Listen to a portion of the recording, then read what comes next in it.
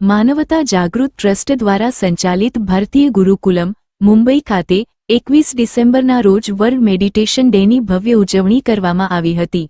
આ કાર્યક્રમમાં ખાસ મહેમાન તરીકે શ્રીકાંત જગન્નાથ યાદવ UNIQUEBRAIN એકેડમી મુંબઈ ઉપસ્થિત રહ્યા હતા। ડોક્ટર શ્રીકાંત યાદવે બાળકોને યોગ અને મેડિટેશન દ્વારા બુદ્ધિનો વિકાસ કેવી રીતે શક્ય બને તેનું વિસ્તૃત અને સરળ ભાષામાં માર્ગદર્શન આપ્યું।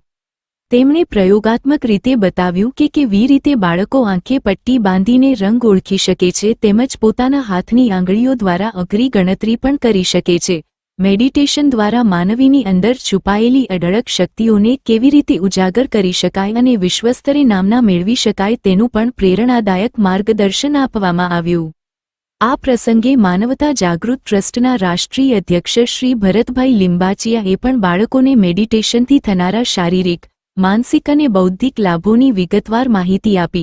સાથે જ અધ્યક્ષશ્રી દ્વારા ડોક્ટર શ્રીકાંત યાદવ તથા તેમની ધર્મપત્નીનો હૃદયપૂર્વક આભાર વ્યક્ત કરવામાં આવ્યો અને જણાવ્યું કે આપશ્રી દ્વારા આપવામાં આવેલું માર્ગદર્શન બાળકોના ઉજ્જવળ ભવિષ્યના નિર્માણમાં મહત્વપૂર્ણ યોગદાન આપશે।